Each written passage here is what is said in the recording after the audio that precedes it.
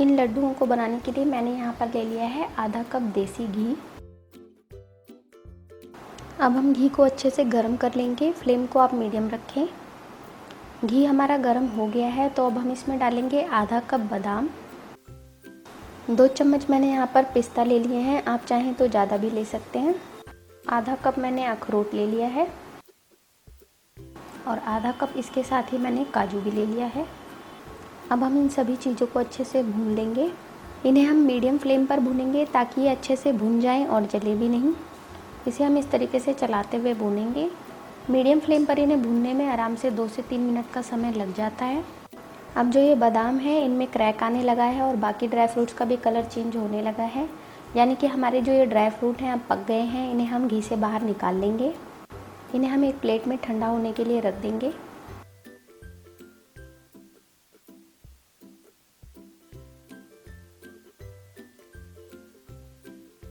वापस से मैंने सेम कढ़ाई ले ली है और इसमें हम डालेंगे 1/4 कप किशमिश।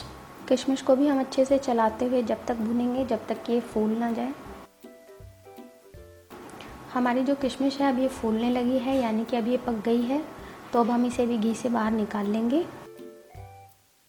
अब इस बचे हुए घी में हम डालेंगे मखाने। 1 कप मखाने मैंने यहाँ पर लिए हैं। मखानों को हम मीडियम फ्लेम पर 1 से 2 मिनट तक भून लेंगे जब तक कि इनका कलर हल्का गोल्डन ब्राउन ना हो जाए।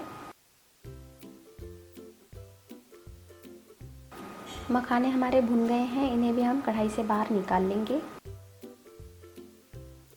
सेम कढ़ाई में अब हम डालेंगे 1 चम्मच खसखस के दाने।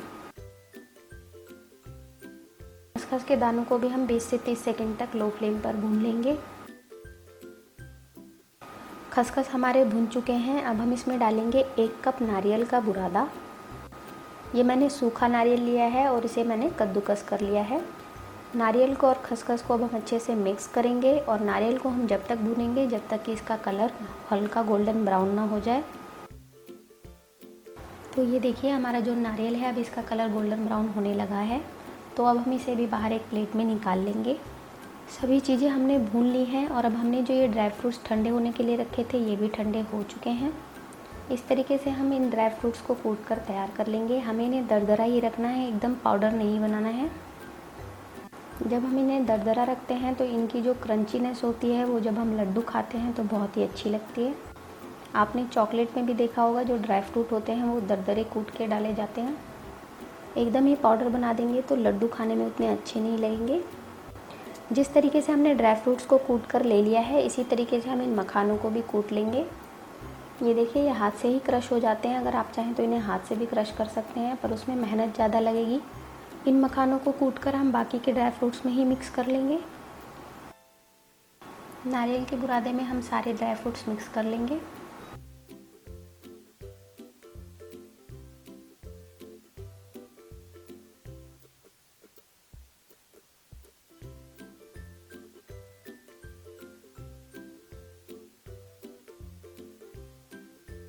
अब हम लड्डू बनाने के लिए एक चाशनी बनाएंगे। इसके लिए मैंने एक कढ़ाई में ले ली है 1 कप चीनी। इस 1 कप चीनी में हम डालेंगे आधा कप पानी। फ्लेम को ऑन करेंगे और इसे हम चीनी घुलने तक पका लेंगे। फ्लेम को आप हाई टू मीडियम के बीच में रख सकते हैं। बस हमें ये ध्यान रखना है कि अगर हमने फ्लेम को हाई रखा है तो इसे हम बीच बीच में चलाते रहें, नहीं तो जो चीनी है वो कढ़ाई में चिपक सकती है। हमारी जो ये चीनी है अब घुल चुकी है, यानी कि चाशनी तैयार हो गई है। तो हमने जो ड्राई फ्रूट्स रेडी करके रखे थे वो हम थोड़े थोड़े करके चाशनी में डालेंगे अब, और ड्राई फ्रूट्स को चाशनी में मिक्स करते जाएंगे।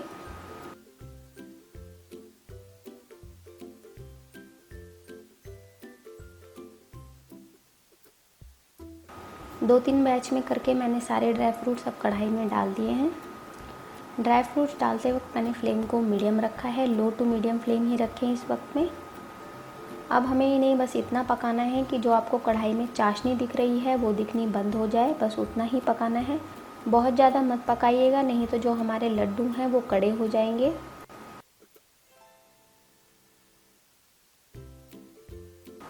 तो अब हमारा जो ये मिक्सचर है ये रेडी हो गया है। कढ़ाई में जितना भी एक्स्ट्रा चाशनी थी वो ख़त्म हो चुकी है। इसे मैंने लगभग 2 मिनट तक पका लिया है हाई टू मीडियम फ्लेम पर। फ्लेम को अब हम बंद करेंगे और तुरंत ही मिक्सचर को एक थाली में निकाल लेंगे। अब इस मिक्सचर को हम थाली में फैलाकर थोड़ी देर के लिए छोड़ देंगे जब तक कि ये ठंडा ना हो जाए। ये मिक्सचर जब हल्का ठंडा हो जाएगा यानी कि हल्का सा गर्म रहेगा तभी हम इसके लड्डू बनाएंगे। अब जो ये मिक्सचर है ये हल्का ठंडा हो गया है, तो चलिए लड्डू बनाते हैं। लड्डू बनाने के लिए मैंने हल्का सा घी लगा लिया है हाथ में और अब मैं थोड़ा सा मिक्सचर लूँगी और इससे ये लड्डू बनाकर तैयार करूँगी। हम लड्डू को थोड़ा छोटा ही रखेंगे क्योंकि ये ड्राई फ्रूट्स लड्डू हैं तो थोड़े छोटे ही ज़्यादा अच्छे लगते हैं।